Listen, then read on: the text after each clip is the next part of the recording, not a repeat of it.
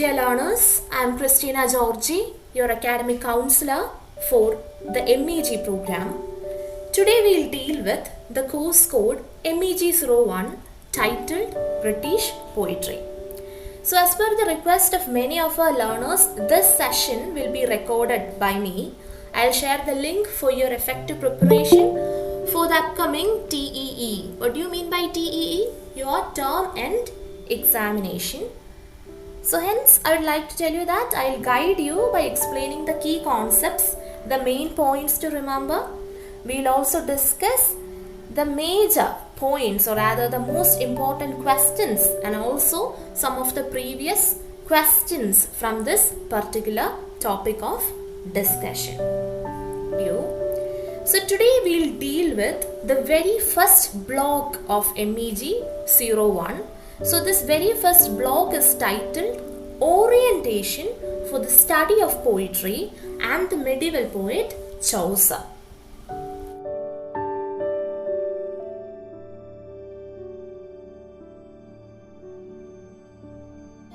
The text might seem so very lengthy, but if you find time to read and mark the major points, you will be able to understand. For that matter, I believe my recording would also help you out, because in my recording I am mentioning only the key points. So if you have your textbook with you, you can mark these key points and you can prepare effectively for your examination. Yes. About the Canterbury Tales, it is based on Decameron. Do you have any idea who wrote this particular work, Decameron? Have you heard of Boccaccio? Yes, it is based on Boccaccio's Decameron. So it has a general prologue that consists of portrait gallery of 14th century England, and there are 29 pilgrims who meet at Tabard Inn. We can say there are 31 people, including the poet and Harry Bailey. So these are pen pictures of 21 pilgrims. 23 of these pilgrims tell stories, and there are 24 stories in total. Why is that so? That is because Chaucer tells two stories, namely Tale of Sir Thopas and Tale of Melibus. If in case you find this confusing, don't worry. Please spend time and read the study material. There everything is given. So the initial plan was to write 120 tales, but unfortunately only 24 tales are told, of which 2 are interrupted before the end and 2 broken off soon after they begin. One thing to be aware of is that the group of pilgrims include a wide cross-section of English society. We learn about this when we look at the portrait gallery, which is mentioned in Prologue. We'll move on to Unit 5, the general prologue to Canterbury Tales. So the prologue to Canterbury Tales has been called the portrait gallery, and also the first and finest specimen we have in English literature of characters. In the prologue, we come across a group of pilgrims who represent the widest possible section of English medieval society. This includes people belonging to the upper class, the middle class, the lower class, etc. So, the people present include the knight, squires, monk, friar, merchant, clerk of Oxford, man of law, franklin, then cook, shipman, doctor of physic, wife of bath, yeoman, parson, ploughman, miller, manciple, reeve, summoner, pardoner, etc. The squire, the prioress, the monk, the friar, all of them belong to the upper class, that is the aristocracy. Whereas the lower class include the miller, manciple, reeve, summoner, pardoner, parson, yeoman, ploughman, etc. So don't you think there are people who belong to the middle class as well? Can you tell me the names if you are already aware of this? Some of you said you are already aware of it.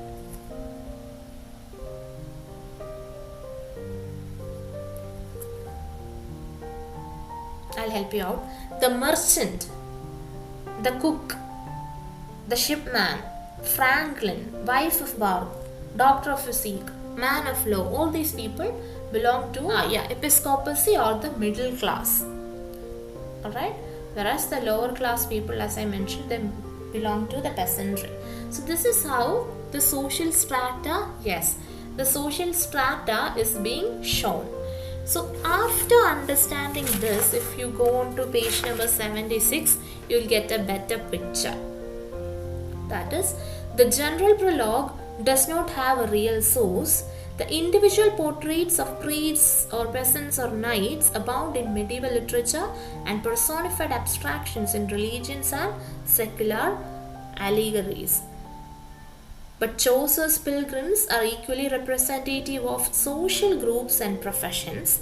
These figures are generalized through typical features of character and conduct. The gentle knight, the corrupt friar, the hypocritical pardoner, even the dress, appearance and other features have a typical quality. That is one thing that you need to be aware of. It has been said that the Canterbury Tales is a veritable anthology of medieval literature.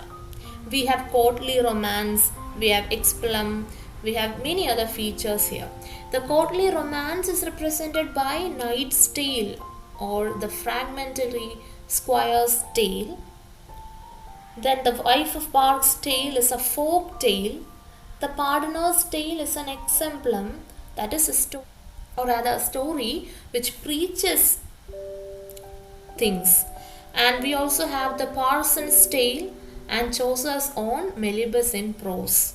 The nun's priest's tale is also a memorable example of beast fable. See the diverse variety that Chaucer presents us. Another important aspect is that the order and arrangement of the Canterbury Tales we see as if in fragments. That is, in fragment 1, I am speaking from page number 77 of your course book. The second last paragraph. Mark that, it's important.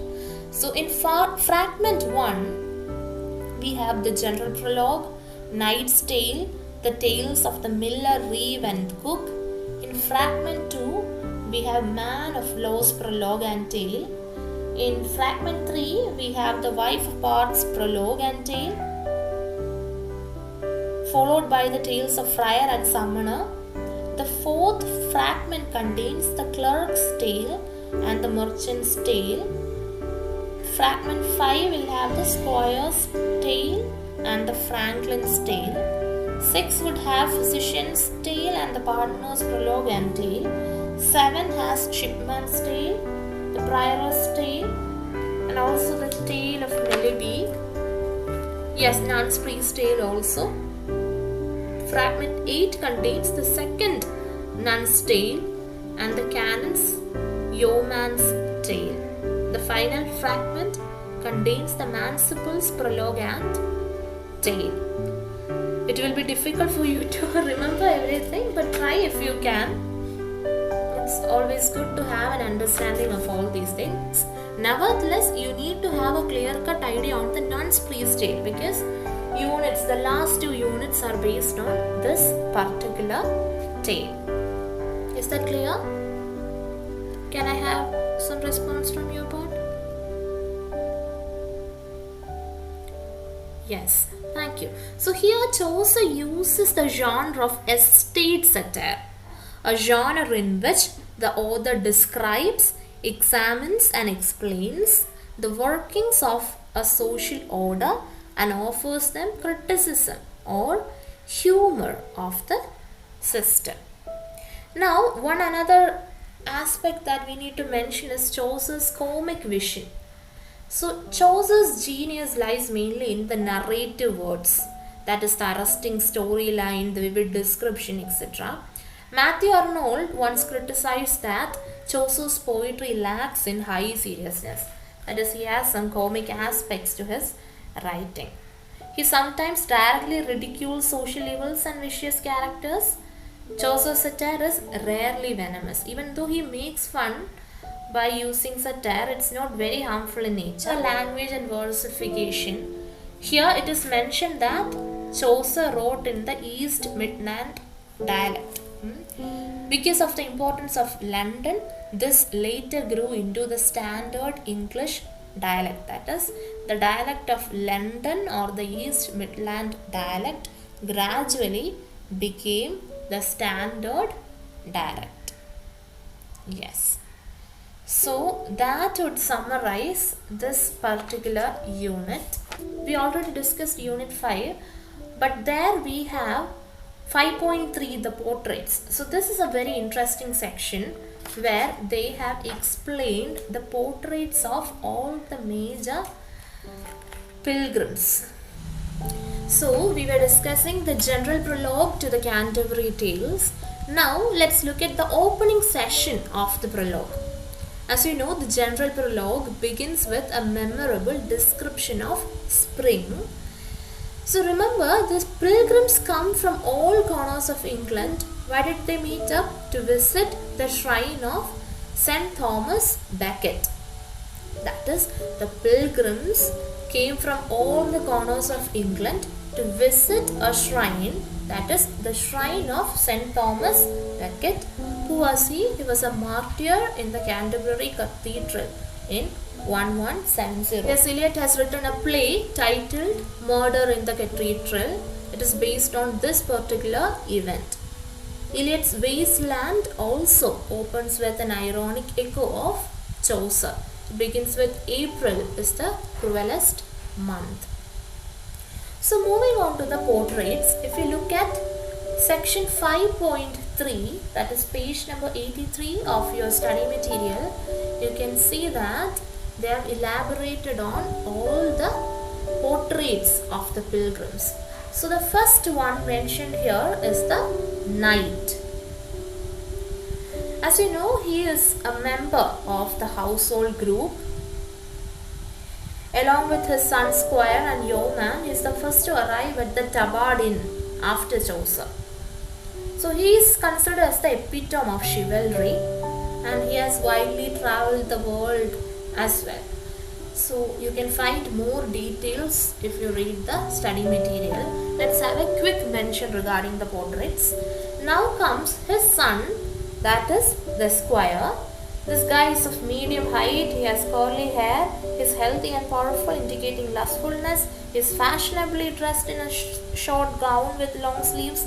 Yes, all such details are mentioned. That is why they say it is a picture, rather portrait of all these pilgrims. The next person mentioned is the yeoman. So it is mentioned that he wore a coat and hood of green and carried a bow and a sheaf of shiny sharp arrows. It said that his head was closely shaven. All such details are given. He is a woodsman compared to Robin Hood.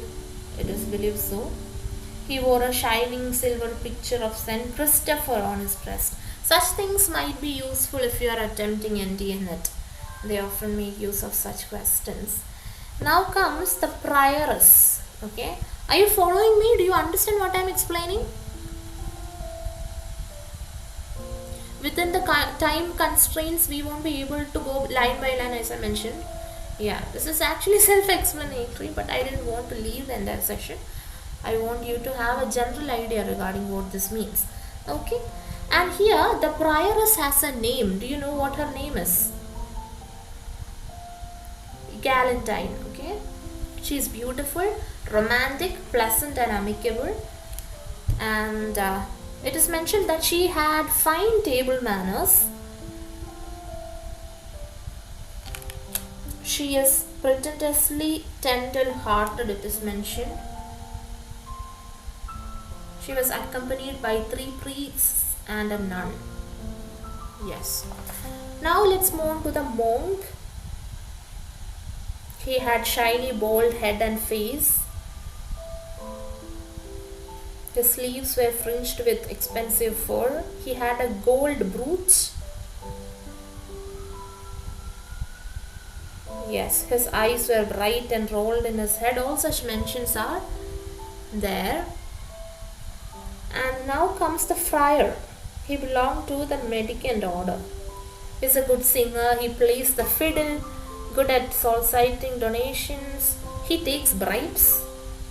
His name was Hubert, Hubert. The friar's name is Hubert. It is mentioned somewhere at the middle of that paragraph. Now comes the merchant. He is a wealthy businessman. It is mentioned that he had forked beard. He wore rich and multicolored clothes. See how he portrays all these people. Yes, the next person is Chaucer's clerk. That is the clerk of Oxford. It is more or less a neutral portrayal. It is devoted to the study of philosophy or logic. He as well as his horse is as lean as a pole. Yes, it is said that he was eager to learn and teach. His speeches were short and often about morality. Who is the next person? It is the sergeant of the law. That is the man of the law. He spoke well. He had vast knowledge of law. He can be considered as a friend of Franklin. Okay, we will deal with him. Then he is wealthy and is also said to be a social climber.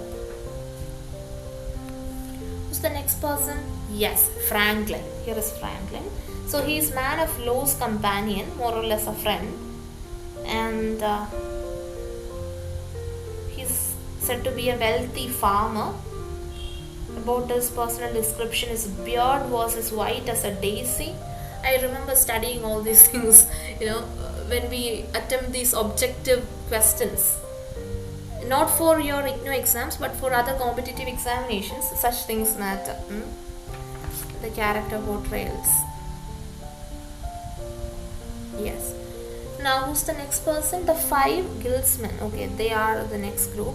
The 5 guildsmen are artisans and are newly rich, so they represent the upper middle class. I already told you who all belong to which all classes. Okay, so they are a carpenter, weaver, dyer, tapestry maker, etc. These are their professions. So they were accompanied by a cook. Okay, there was a cook with them.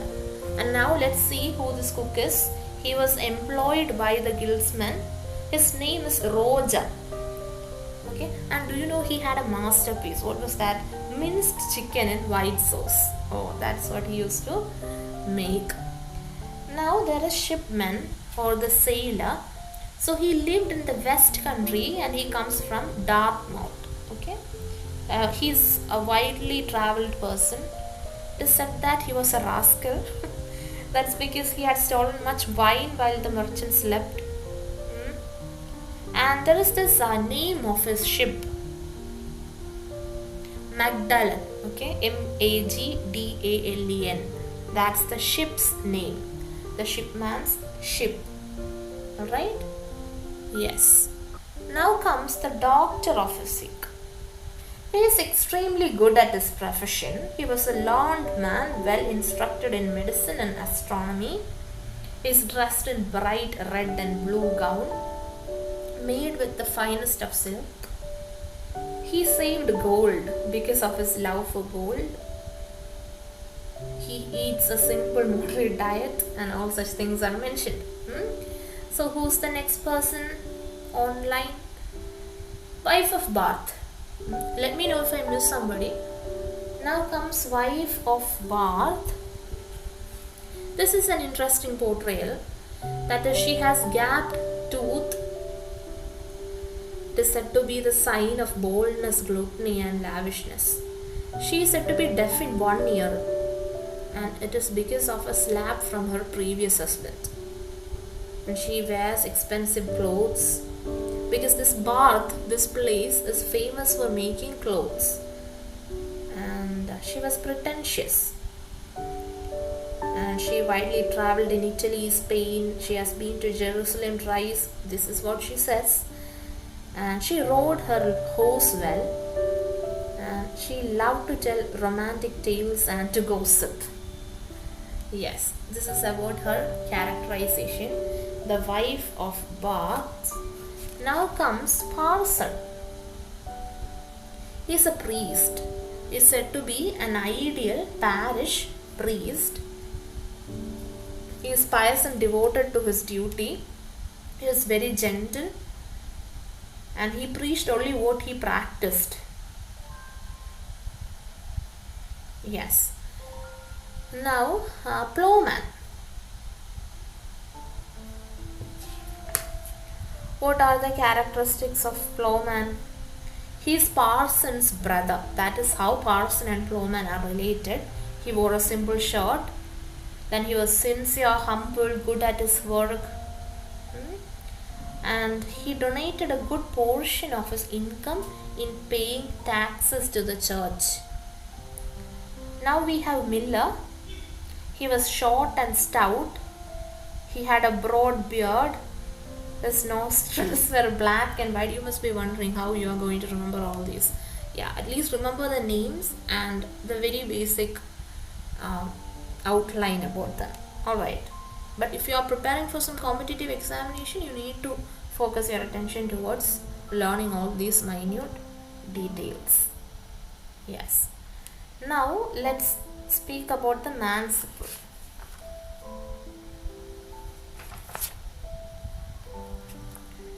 So who was he? Any idea? He worked at a college for lawyers. He had more than 30 masters who were expert and skilled lawyers, and said that his masters would help him in any legal case that rose against him. Okay, that's about the manciple. Now comes the reeve. His name was Oswald.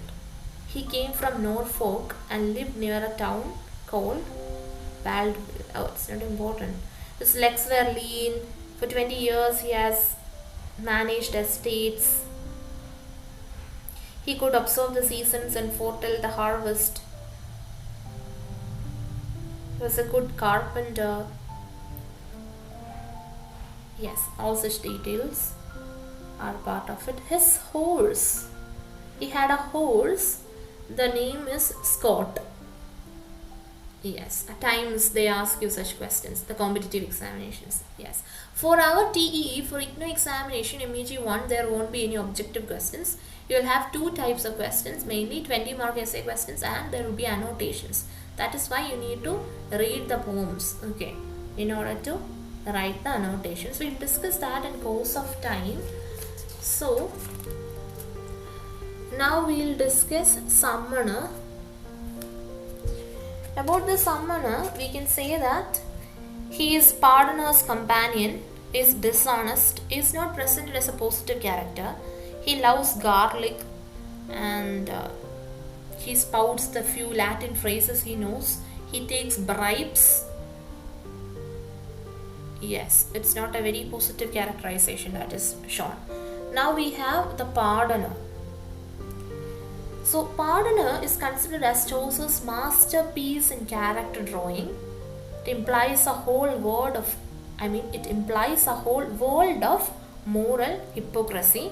But Pardoner is a good storyteller. He sings hymns.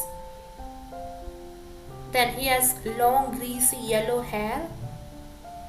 Okay, all such details fall under Pardoner. Yes. So these are the basic character portrayals explained in our study material. So if we look at 5.4, the concluding section of the prologue, it is mentioned that after this portrait gallery, Chaucer returns to the tabard inn where the pilgrims had assembled. Now we have moved on to a supper presided over by the host Harry Bailey. So the host that we mentioned earlier, his name is Harry Bailey, and he is a very hospitable host. And it was said that the host will be the master of ceremonies and decides to accompany the pilgrims. Okay, as the judge, he promises the best storyteller a supper on return, paid for by the pilgrims. So apart from the brief portrait of the host, there is also the portrait of Chaucer, or the persona of Chaucer, the narrator. Here the narrator is Chaucer himself. Although his two tales, I already mentioned the name of his two tales, although his two tales give him a clear shape later, that is detached, ironic, etc., he is much more detailedly described in the coming parts. So we can say that this prologue serves as a portrait gallery of all the pilgrims on their trip to the Tabard Inn, and on their way they decided to tell stories, but unfortunately they couldn't complete all the stories. Okay, we discussed all these while we spoke on unit 4. So that's all about the age of Chaucer and Canterbury tales. Now what we'll do is we'll discuss the last 2 units of block 6, that is units 6 and 7. Unit 6 is basically the study of the Nun's Priest Tale 1, and unit 7 deals with the study of Nun's Priest Tale 2. So that's all for this particular unit. We'll continue in the next session.